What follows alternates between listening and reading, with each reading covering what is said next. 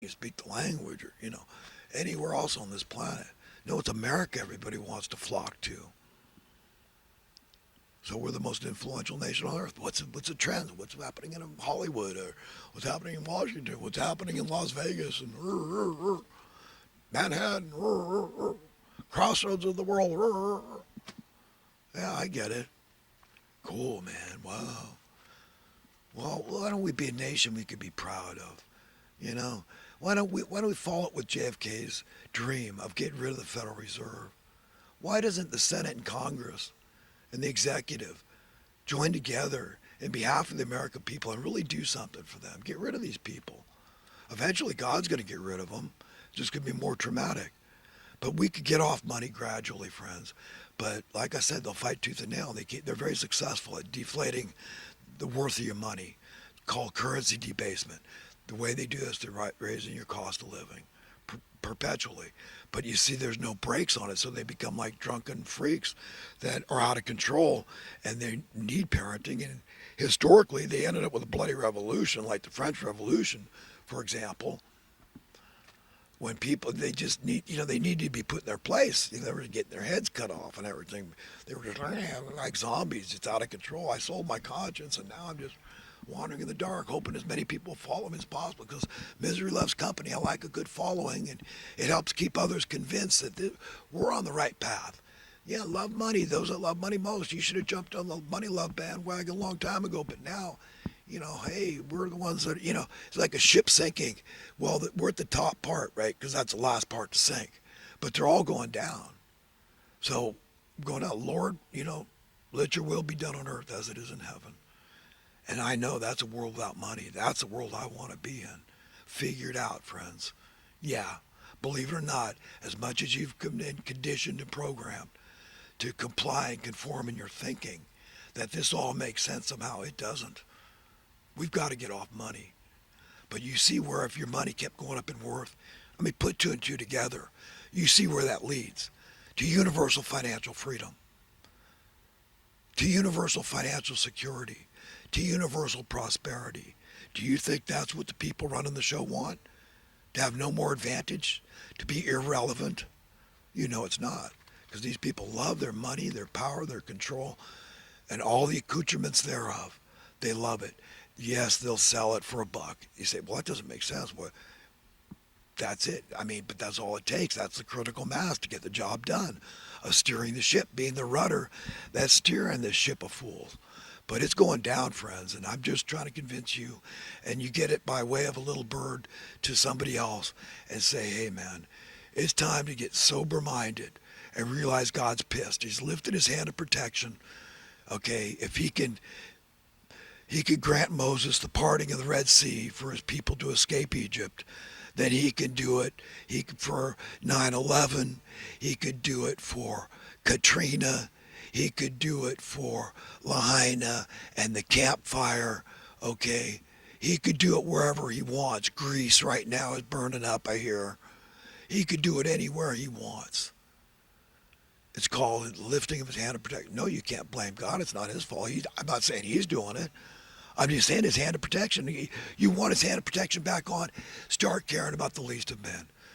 Until we do, this is it, man. This is our lot. That's why I'm so excited. I just want people. I'm vociferous. I'm passionate. I just really want to convince people that the path to your own happiness, the selfish happiness that we all want, to appreciate our good fortune, and just say, set an example by that. Say, just appreciate, be thankful, be grateful, enjoy what you have, make the most out of it. And all of a sudden, your life will blossom. You'll feel that sense of freedom, that sense of financial freedom, that sense of financial security, that sense of prosperity. It'll all be given to you, but care about others. Malachi, read the book of Malachi. Without rob God, pay a tithe. Give to somebody that has less than you. At least 10% of your income. Give to Christ. You want that curse removed? We're robbing God as a society. I'm stuck here. I said, well, I'm not robbing God. I'm paying a tithe. Hey, you know what, friends? I'm stuck here with you physically. We're all stuck together. You see why it's so important, so imperative that we care about others and see them as our own brothers and sisters, which they are. It's the only right way to see things through God's eyes. We're one family, one race, one species, color. I mean, this is such a stupid argument. I mean, that's it. I mean, what Martin Luther King Jr. said sums it up perfectly. Judge a man not by the color of his skin. Well, duh. Would God tell us anything different? But by the character, the content of his character. Okay? That's it. You know? Say no more. Anything beyond that is just so immature and stupid. It's just not worth the time, you know? But people engage in this stuff. I mean, we've been trained to be like brute beasts. Just go to your jab. Don't ask questions. Comply, conform, capitulate. Yeah, you're running in the sand, trying to get ahead financially, and we're just going to keep dumping more sand on. So, you know, get a heart attack, die early. We don't care what happens. Stress out about not wanting to be brought up into being just a rent slave and then being told you're bad to live at home with your parents, or, you know, whatever you do to boycott high rental costs is what we all ought to be doing. Somehow find a way. Buy. I tell people, buy at any cost. Couples join together, divide the house. Say, I don't want to see this other couple all the time. So have separate entrances, ingress, egress. Do what you need to do. But if you don't want to be a rent slave, good. I don't blame you. Boycott high cost rental housing costs. And do something, but it's going to take serious. It's going to take getting really sober-minded and finding like-minded people that want to escape being a rent slave. In the meantime, try to get your rent as low as possible, okay, as least burdensome. But these people are not going to give an inch, okay? They just can't stop themselves. And it's only the knowledge that comes from above, okay? That's the truth. That's proper education. That's proper information. Knowing, being empowered with the truth, knowing a little about math, knowing a little about economics, about capitalism, supply and demand, and the truth about socialism, how it's really, in our society, socialism for the rich.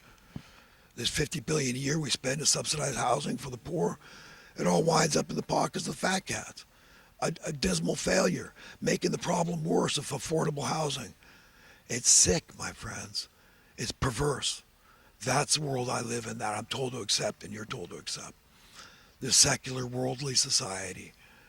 And the truth is the opposite. The truth is the opposite. That's what God's telling me, and he's telling you and everybody else, friends. We got to start pleasing God, really caring about God's opinion about stuff, and pleasing God, or else we're never going to find. I don't care how much money you've got. It'll never make you truly happy. There's a lot of delusion out there, a lot of pseudo-happiness, believe me. And people can be grinning from ear to ear, but they get really dark and depressed too, believe me. They can't. That separation is there. They're not sharing their heart and mind with God. Are they really, truthfully trying their best to please God, and they just can't do it? They just love money so much, they're under a trance, mesmerized by the love of money, the joy that it's brought them.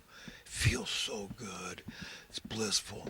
I couldn't resist. God understands the practicality of, being rich and how it makes sense. Look at King Solomon's riches and yeah. You get it? They're completely out of whack, out of touch. They're delusional, self-deceived. It happens all the time. It's easy.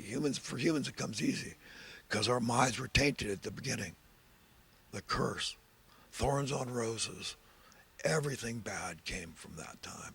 Evil got power and it hates all of us because we're made in the image and likeness of God with virtually unlimited potential to grow as beings, as godlike creatures, but not so with the haters, these demonic creatures that oppose God. They defied God. They rebelled against God.